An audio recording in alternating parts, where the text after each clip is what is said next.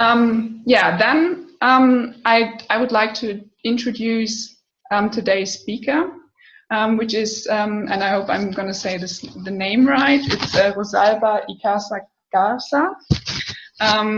She's assistant professor at the International Institute of Social Sciences, the ISS in The Hague. And we're really happy that she has taken time out of a busy schedule to join us today. So already, thank you, Rosalba. Okay, thank you, Julia. Yeah, maybe I can just, introduce and say a few more words. Yes, sorry. Okay. She was, before she joined the ISS, she was an activist in Mexico City. And she's been working previously on the political economy of transporter civic resistance and neoliberal regionalism, and especially the gendered character of these transporter resistances. At the moment, she's focusing on seeking to understand how place-based social resistance contribute to global epistemic justice. And some of the interconnected areas of her research are decolonial thinking and the international, thinking academia and the promotion of autonomy, and also learning as liberation and plural feminisms for plural liberations. And today she will talk to us about decolonial feminism and development. So thanks again for joining us, and the floor is yours, Rosalba. Thank you. I don't know if everything looks okay and if I can share now my screening to everybody. Yeah, now I can see everything. I couldn't see if I was online or anything, but now I can see everything. Can everybody see my computer, my presentation? Yes, we can. Okay, good. So let me just open it and make it a little bit bigger. Okay, well, let me first of all thank you, Julia, for this very nice invitation. This is the first time that I'm aware of this group. I have never personally participated in any EADI conference, so probably next year is going to be, or this year actually is going to be my first time. So I'm very curious and also very excited about the possibility of linking myself more to this network. Now, let me start by saying that in this presentation, points of departure are going to be very important, and I'm going to take some of my time to tell a little bit about that. This is the outline of what I want to share with you today. First of all, I'm going to locate the knowledge that I want to share with you as emerging from relations to people, histories, and natures. Then I'm going to explain a little bit, or try to explain to you how I am understanding decolonial feminism. And within this, I'm going to be speaking a little bit of what is coloniality and what does it mean to understand development as coloniality. Then I'm going to go a little bit further on what is the notion of coloniality of gender and how this has been useful in my work. And finally, I, of course, will open the floor for questions from you. So, as I was just telling before, for me, points of departures are very important. Feminist anthropologist Xochitl says that the starting points that we select have a strong imprint that is not only symbolic, but also concrete and practical on what we do, think, and feel, and above all, in how we do, think, and feel it.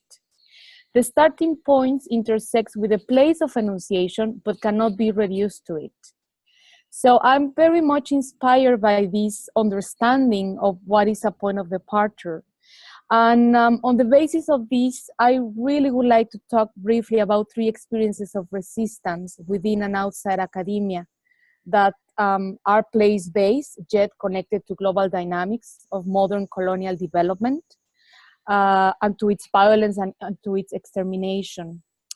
Let me start with the first experience that I want to share. Since 2008, a group of indigenous, Afro-descendants, and Mestiza academics in the global north have been conducting collaborative research, writing and teaching practices on the knowledges that are co-created by communities resisting violent forms of power, destroying land, women's life and hopes across the Americas, or AVIALA. We have documented and disseminated our findings in books and academic publications, via teaching tours, and even with the creation of an autonomous publishing house. But most importantly, we have been reflecting together about the learnings that emerge from defending rivers, mountains, lands, and our intimate relations with Earth. We name ourselves the Transnational Network Other Knowledges, and you can see here some of our members and some of our pictures and some of our collaborations.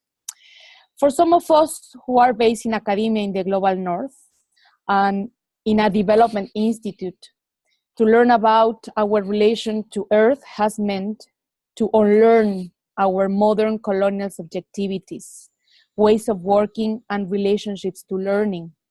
Some of us are not taking for granted anymore categories such as women, men, and of course gender. We are asking, following the work of Maria Lugones, when did gender become imposed as a form of organizing principle, by whom and with which kind of purposes? Fortunately, for some of us, we have been doing this unlearning at accompanying and in the Universidad de la Tierra. Universidad de la Tierra is land university in Oaxaca in the south of Mexico. It's a de-scholarized and a de-professionalized center for convivial learning for and by indigenous communities, where you won't find teachers, you won't find professions, but conviviality as a political praxis, which basically means that to unlearn these categories and all the assumptions, aspirations, memories, affects, desires that carry them or that are carried with them, has been going on parallel with the organization of political, economic, and epistemic communities living in autonomy, in which the leadership and wisdom of indigenous and Afro-descendant women have been central. Finally, some of us have had the have been very lucky of being involved in the recent calls for the decolonization of universities. This has been the case of the University of Amsterdam, which was occupied in 2013 by students of color who demanded its decolonization.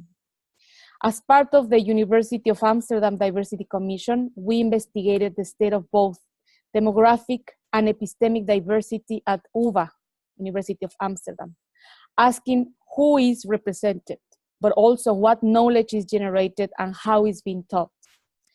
These questions reveal to the team of researchers the colonial legacies of the curricula and organization of the university.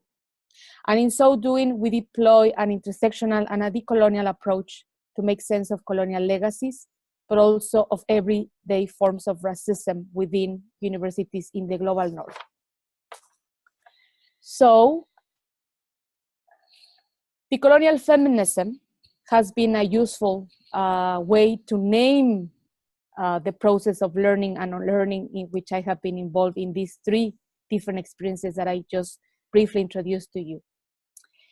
But in order to understand how relevant this has been, we need to, of course, understand what is decolonial feminism. I personally believe that this approach can actually help us to, well, that is an approach, of course, first of all, and that can help us to learn from ongoing struggles resisting violent forms of power, destroying land, women's lives, bodies, and hope. So decolonial feminism for me is that, an approach, but it's also an ongoing praxis.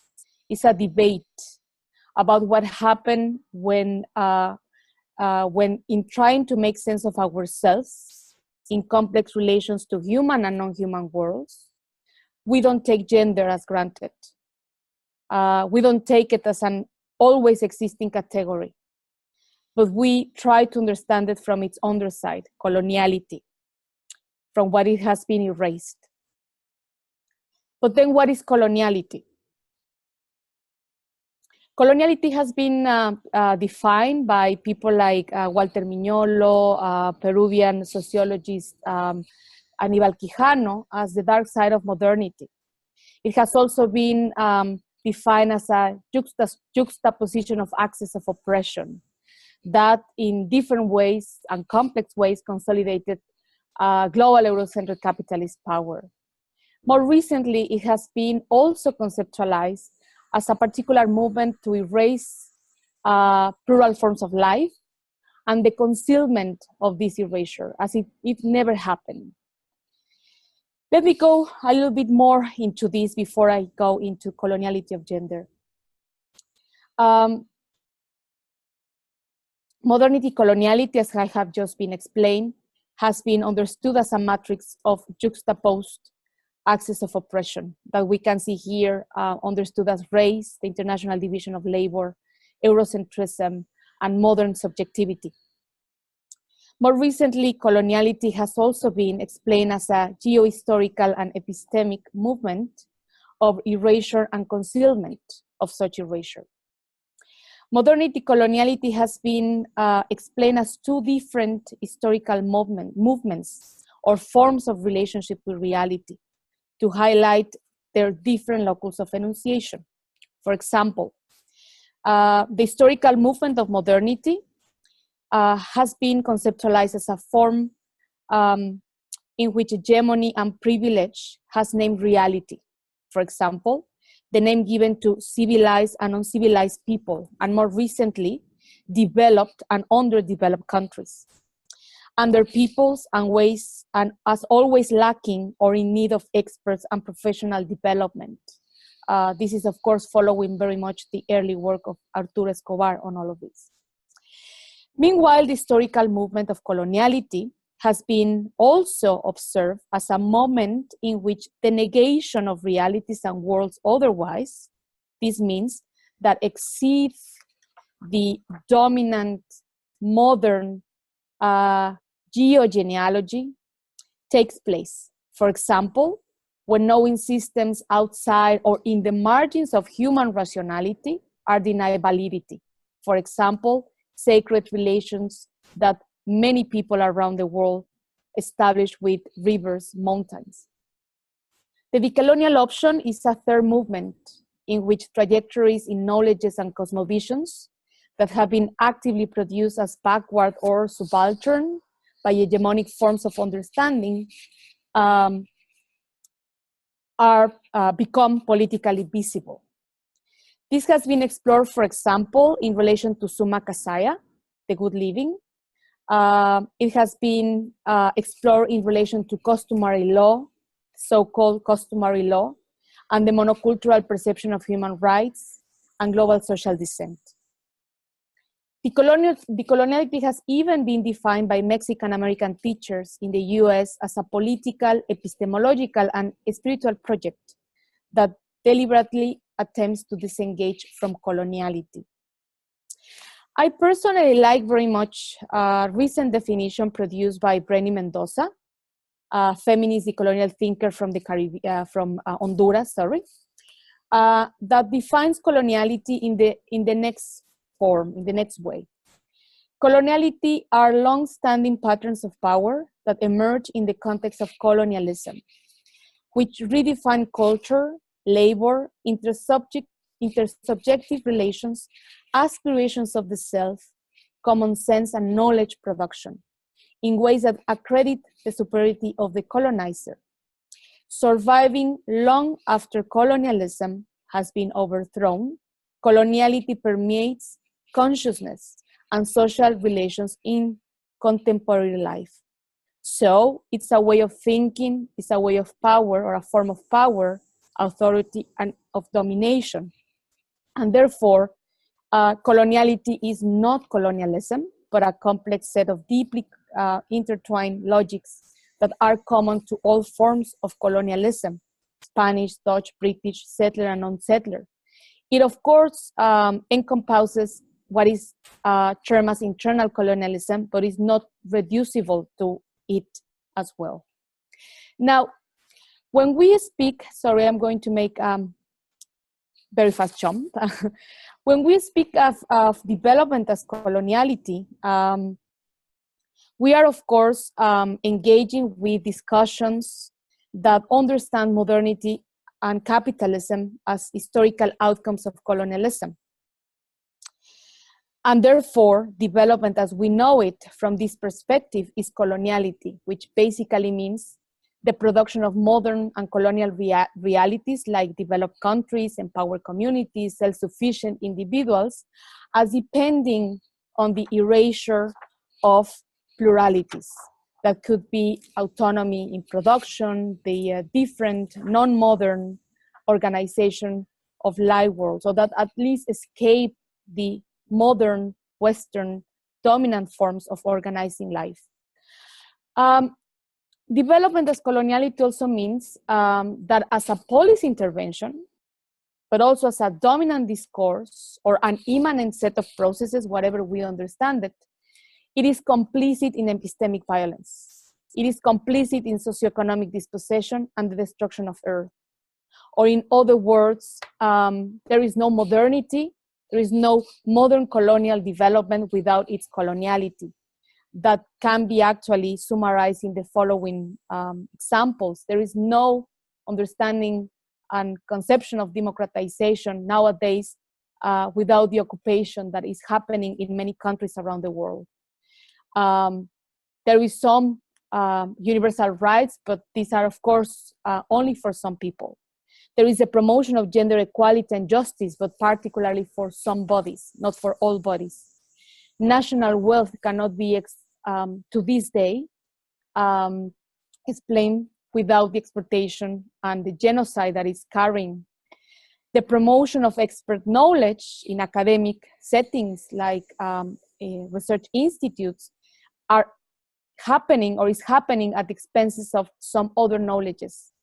And of course, the freedom of movement that many of us can enjoy is, of course, for those who happen to have the status and the correct passport.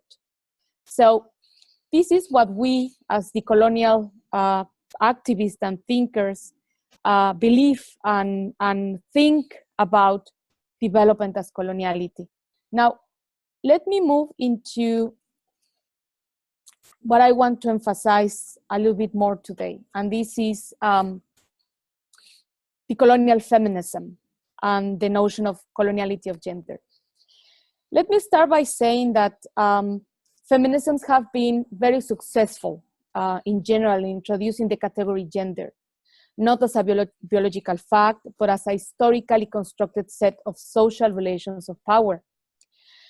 Once this idea is taken as a point of departure, feminist analysis informed, for example, by Marxism, stressed the role of capitalist primitive accumulation as having a prominent role in shaping social relations and laying ground for the centrality of the material in gender. On the other side of the intellectual spectrum, informed by Western philosophy, post-structuralist feminism has, over the years, conducted research on the intersubjective cultural meanings of gender, explaining the constructions of the hierarchies of value. In this way, their emphasis on discourses on sexual difference, understood mainly as meaning systems, are seen as imposing heteronormativity. Meanwhile, post-colonial feminist approaches, by exploring the colonial imperative to control bodies and sexualities, provide us with analysis on how this complex operation works for the benefit of empires. In all of these approaches, gender might be differently conceptualized and articulated, but nonetheless is a common point of departure. Gender might be socially constructed, hence highly contextual, or fluid, nomadic, and performative, entangled with race and or class, sexuality, and so on, but always a point of departure. This is precisely a stark difference with decolonial feminism, and in particular with the work and contributions of Maria Lugones, for whom gender is not the point of departure, but its coloniality. So let me move into that. Oh no, these are the final ideas. Let me go into a little bit on the work of Maria Lugones. The work of feminist philosopher, popular educator, and decolonial thinker Maria Lugones constitutes a powerful perspective for a critical rethinking of gender in development. Lugones' decolonial feminism acknowledges gender, as I have already mentioned, as a key analytical category, but is engaged with its coloniality. In other words, we are engaged with what gender erases, with its coloniality.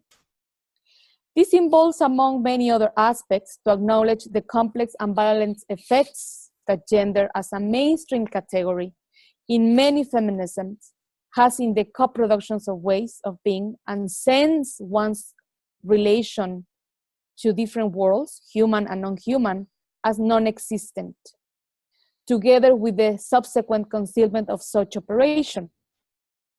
Lugones' central concept of coloniality of gender allows us to understand the historical movement towards the imposition of a global Eurocentric capitalist heterosexual order that today is still in place. It might be imposed during the colonial encounter, but is still in place. From this perspective, class and race, but also gender, are understood as social categories that were imposed in the colonial encounter through different technologies of dehumanization. In other words, sexual difference was imposed as a system of sociability for some, but not for all bodies. This means to accept the separation of humans from not humans as central to colonization. While gender granted a civilized status to those men and women that inhabit the domain of the human, those who lack gender are subject to gross exploitation or outright genocide, in particular Afro-descendant, enslaved people, and indigenous people. This is why for Lugones, the other has no gender, because only the civilized are men or women. Indigenous peoples of the Americas and enslaved Africans were classified as not human species, as animals, uncontrollably sexual and wild. So, overall for me, the coloniality of gender is then an invitation to consider gender geohistorically as a colonial construct and not a universal condition that existed before colonization.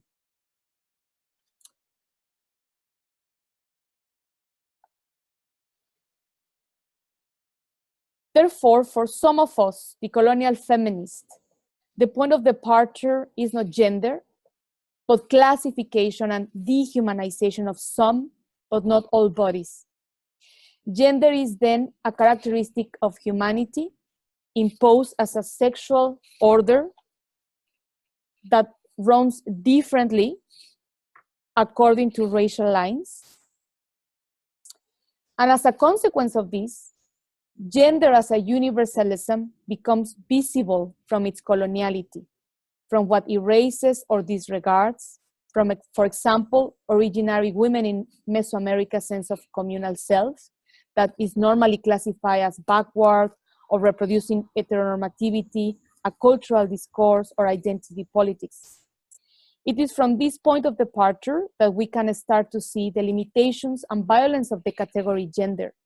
In other words, this means that gender partakes in a genocidal logic that currently expresses in violent forms of dehumanization as the racialization of certain bodies, the non-normative bodies, and that also expresses in feminicides, trafficking, and the killing of indigenous people.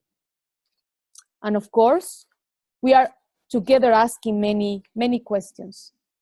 Some of them I have already spoke about them at the beginning of the presentation. We are very much in this debate of what we call decolonial feminism. We are very much interested in understanding who imposed gender and over whom, how, and with kind of purposes.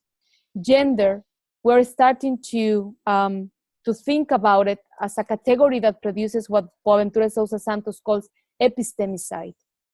And as someone that has been engaged with development, teaching about development, but also a product of modern colonial development, it is crucial to consider this thesis in a context in which to simply add gender has become mainstream and very violent in development practice and interventions. And thank you. And I will leave it there for your questions.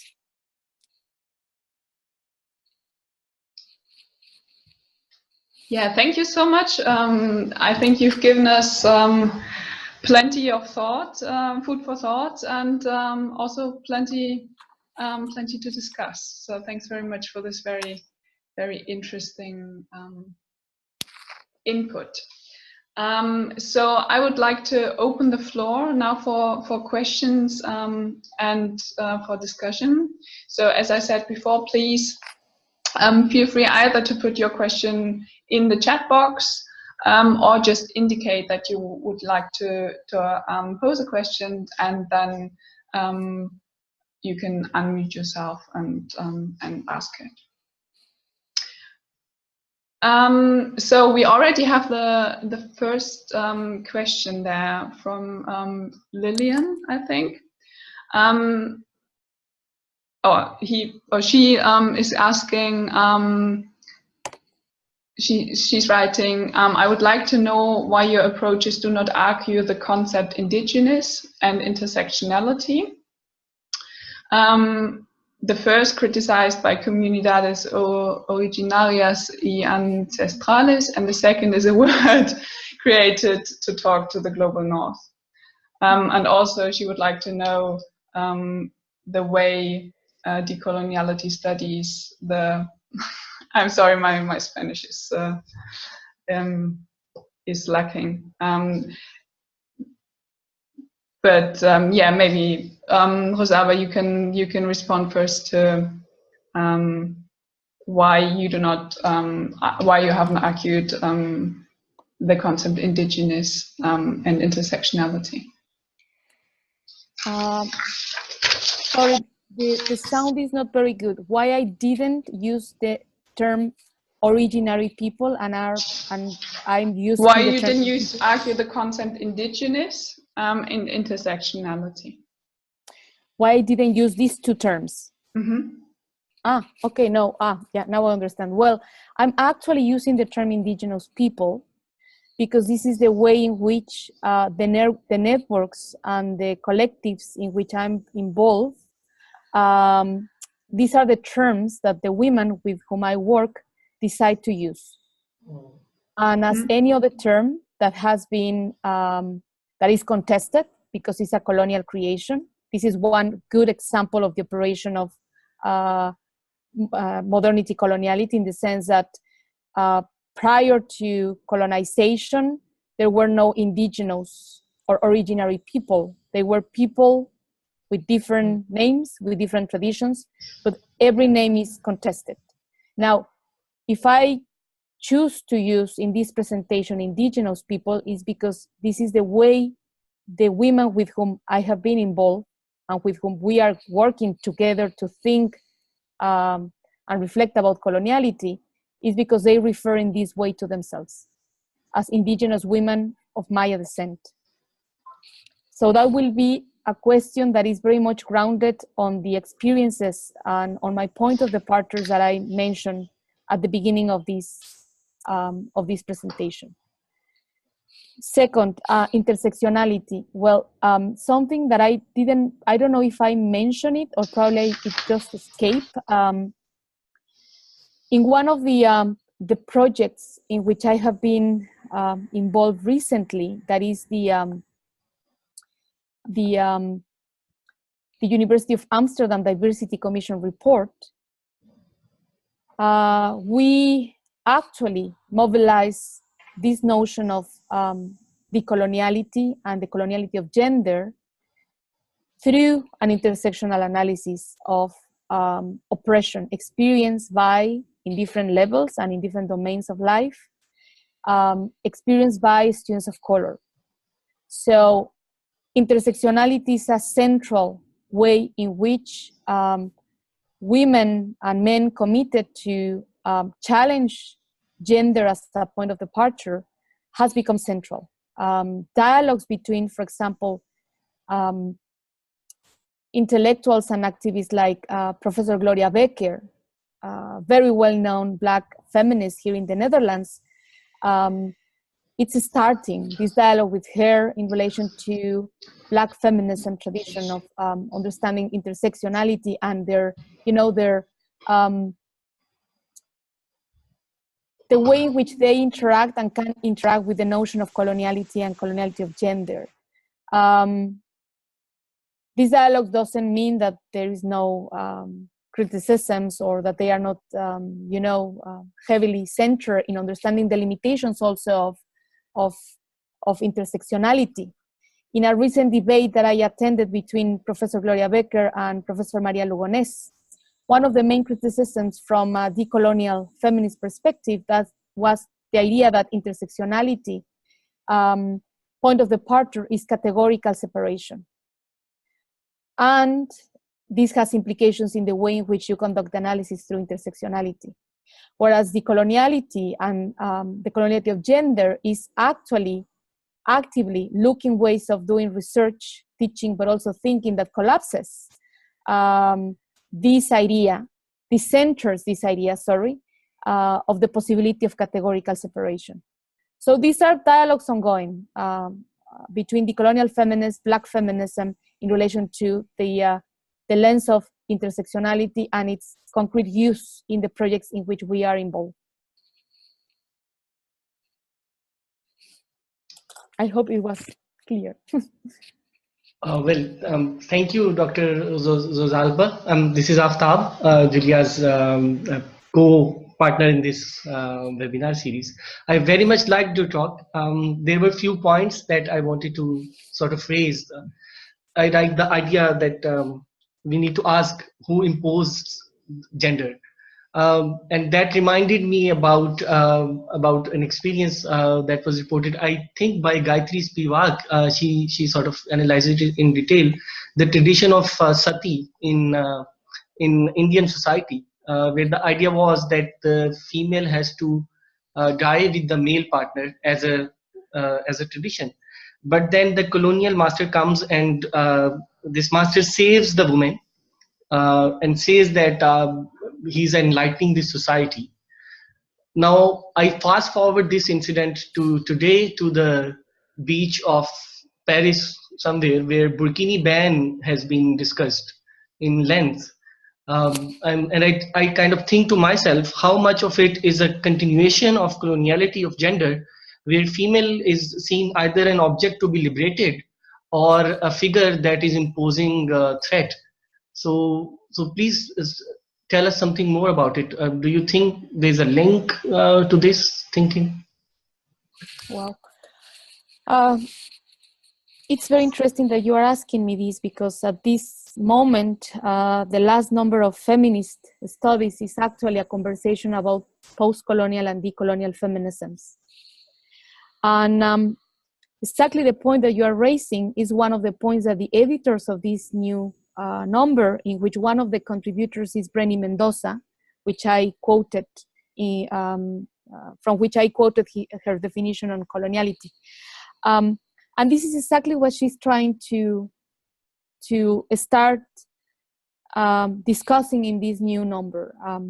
In which ways the notion of coloniality of gender help us to liaise with analysis of not only of sati, but other practices and other ways of understanding our relationships can be actually, related to the notion of coloniality of gender. This is an ongoing work. My personal understanding of all of this is that it's very important how we, as decolonial feminists and post-colonial feminists, talk about each other. And for example, something that I mentioned in my presentation is that I found that it's very important, the work that post-colonial feminists have been doing in relation to the control of bodies and female sexualities for empires. For me, that is something very important and very, that has actually contributed to understand many aspects of what now we understand as gender or gendered societies and gendered norms. But again, the main difference is where we are putting let's say, the placing the emphasis. And the emphasis is when we focus our research and our efforts in understanding these practices by empire to control bodies and women's sexualities, when are we going to actually focus on what exceeds the modern colonial, what was never modern, let's put it in those terms, what was actually raised by modernity coloniality, sorry. So I think that it's a matter of emphasis as an intellectual agenda, but as a praxis, it is very much clear where it sits down.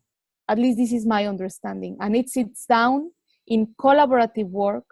It sits down as the centering ourselves as academics and actually bringing the voices and bringing the knowledge and the leadership of women who have been named as non-expert, as non-academic, etc., etc. And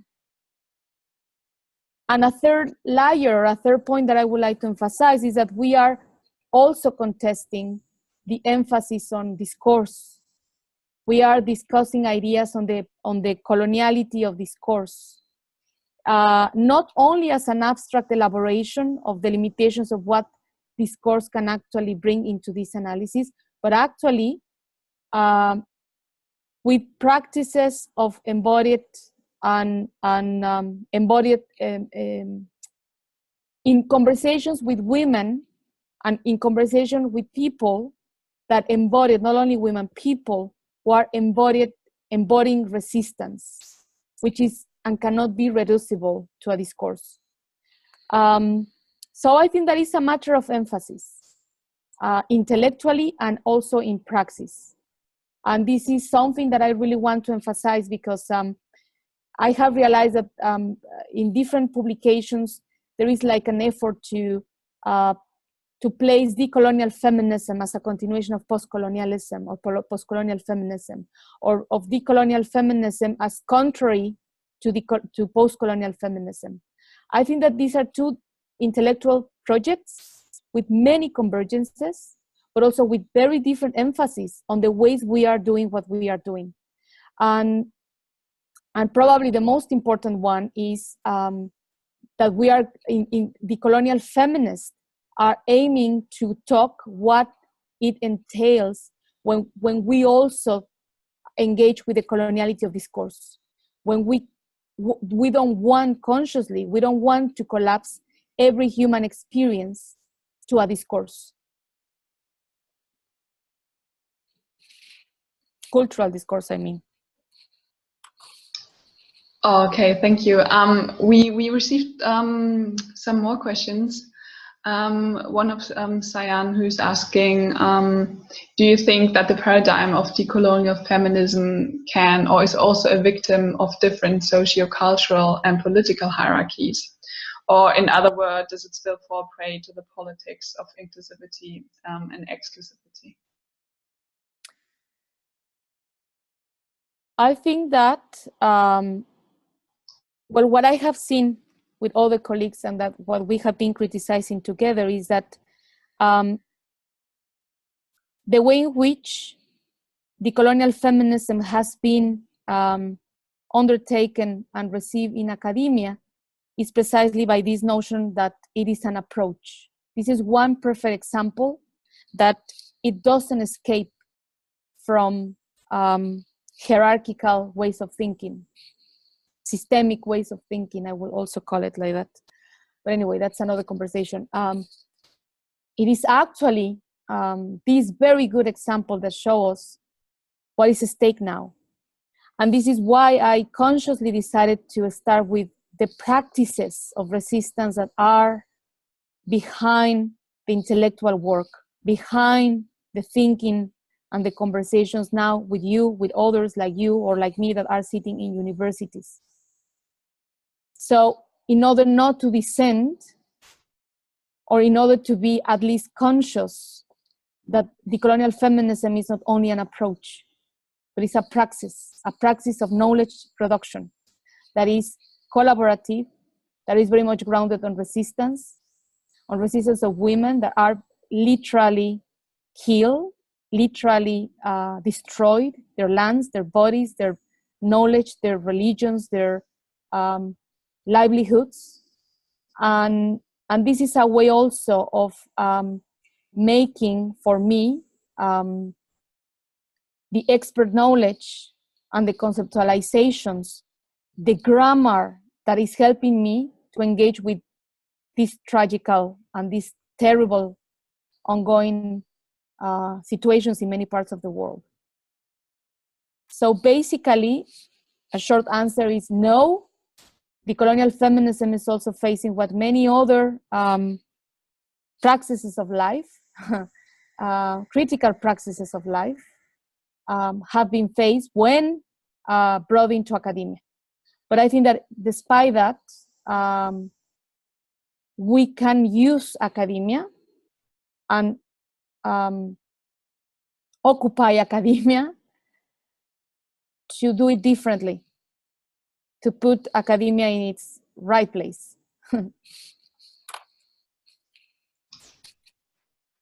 And we have another question on practice, asking, could you please elaborate a bit more on gender mainstreaming, in inverted commas, in the context of development work, for example, by the EU or the UN? I don't know what to say on that. What I'm trying to say is that, well, I don't know. I really don't know, because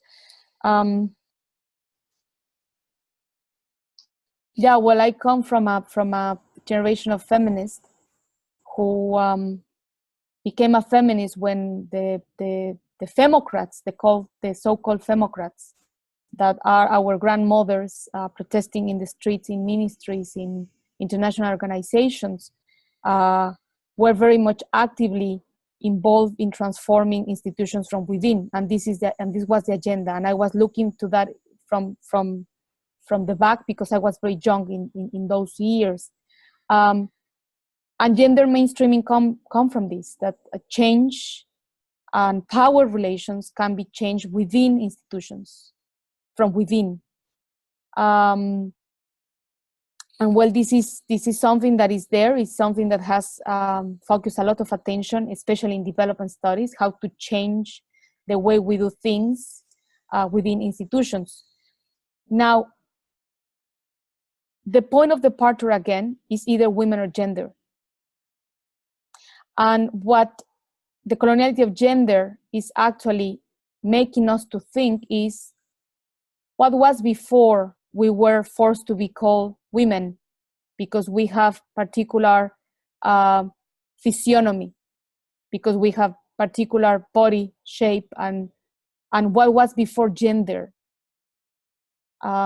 In order to force ourselves, in order to push ourselves to look for practices of organizing life, organizing whole lives, ecologies, life in the earth, that were not on the basis of these categories.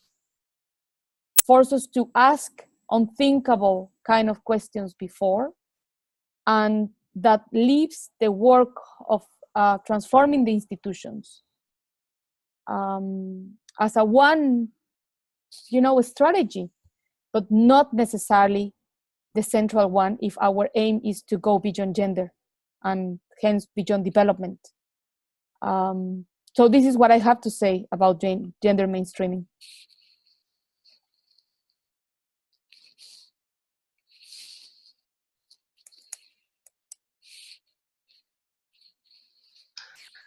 Okay, thank you, Dr. Rosalba. I'm sure. I hope I'm not mispronouncing your name. Rosalba is okay. Rosalba. Thanks for the correction. Okay, I guess so far we have these questions, and I once again request to the audience, if you have any other thought that you want to discuss, share, please feel free. Myself. Yourself or to the audience. I mean. Well, I think that I probably went too fast. I normally speak very fast, but I try to speak very slow in trying to explain why it's for me very important to start from the experiences in which one managed to get involved.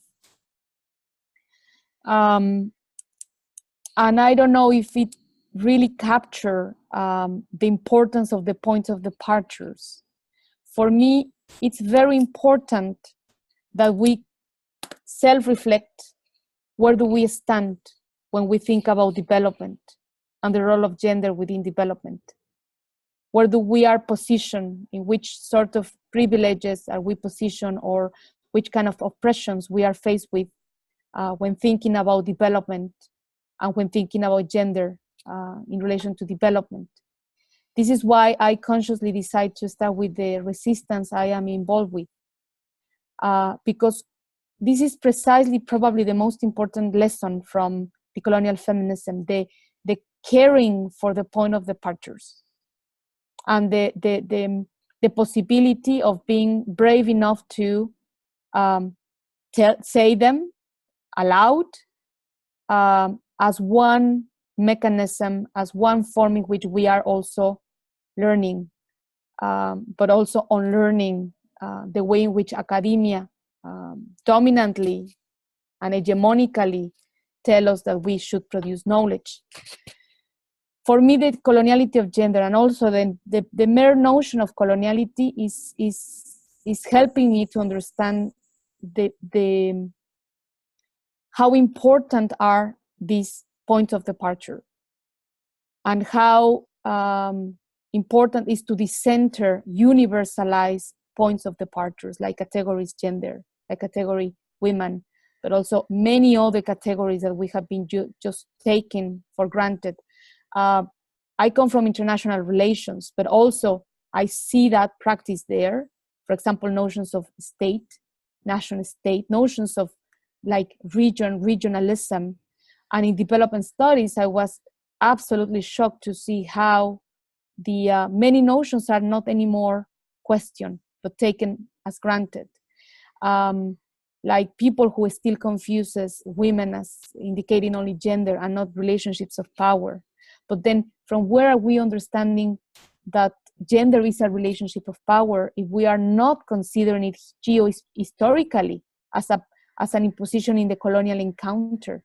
Which perspective of how life is and can be organized is becoming center, universalized when we accept gender as a category that can help us to explain how life was organized before, after, and today. If we don't understand that it also erases, as it explains, it erases. So this is basically what I try to do today, to focus on being very transparent on my point of departure as a decolonial feminist, as a decolonial activist. This is crucial for us. So maybe because we're running out of time, so maybe maybe if you allow myself a comment also, because I very much agree with what you said, to care for the point of departures, where we're coming from, especially in academia, and how we create knowledge and for what purpose. But in my experience in practice, this is not that easy, because there are certain given points of departure, and beyond that, we're not meant to contest.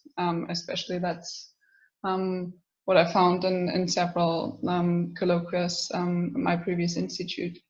So I think my question would be, how to basically practically decolonize academia, especially Western academia. Then we have another question, and I'm sorry that this has to be the last question, by Mette, who says she's been thinking about the polarity of coloniality of gender and the category of women, and she asked to what ways can both of these notions exist within development work. So maybe just a brief response before we have to close. Yes. To the first question, Julia, I completely agree with you. It's very difficult, but not impossible. That's what I also started sharing, that all this work has been within coalitions. Coalitional thinking, but also coalitional practice. Actually, coalitional thinking cannot exist without its practice. It's central if we want to go beyond what is supposed to be the established. And in every different moments in modern colonial academia, we have seen these coalitions coming into reality. Now, the thing is that my personal experience and the experience of many of the colleagues and people within and outside academia that I'm engaged with is that now academia is not enough. It's not the only institution that we have to sometimes try to change, that sometimes change needs to come and needs to be breathed from outside. If we aim to change something within academia, that will be something closer to probably gender mainstreaming. But the thing is that what I try to say is that in most of the experiences that I share, there is one feed in academia and another feed outside academia.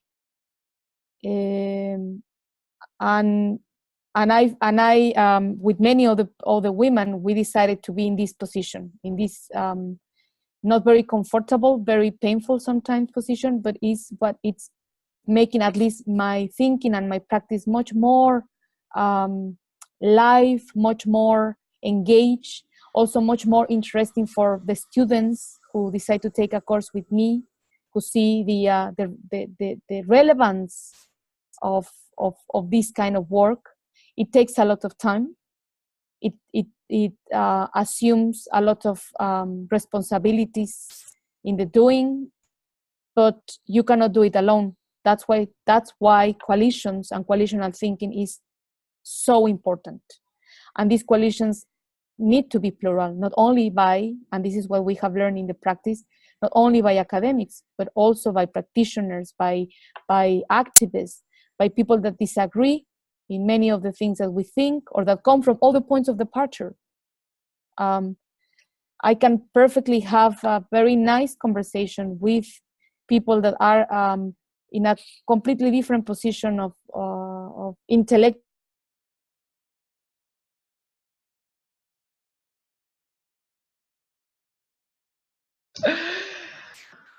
Oh, this is unfortunate. I think it seems like Rosalba's battery has run out now.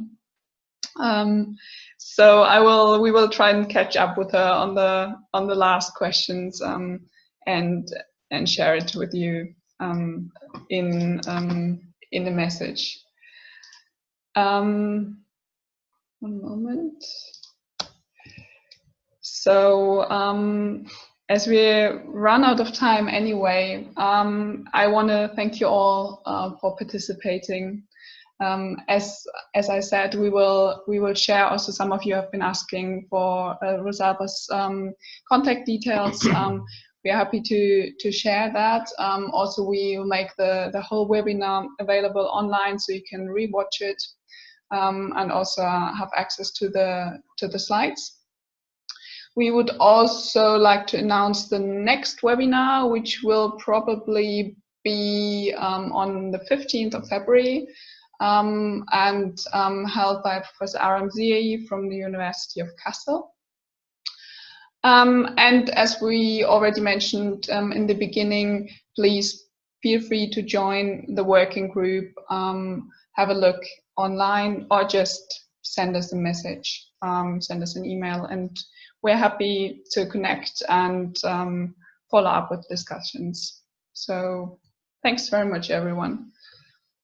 Just a little point I want to add to what Julia said. We are also in the process of building a database where we could share, pull in and get out the articles or the material, related material that we have been looking around or other people look around. So probably by next seminar, you'll also get a news about that database that we're trying to establish. Mm-hmm. And yeah, once again, thank you everybody for joining us today. Julia, you want to say last word? Yeah, maybe one more addition. We're sending out a newsletter every couple of weeks. So if you have anything interesting to share, publications, conferences, webinars, please send them to us, and we'll be able to include them and share it with everyone. So yeah, for now, thanks, and hope to see you next time. Bye bye. Thank you. Bye.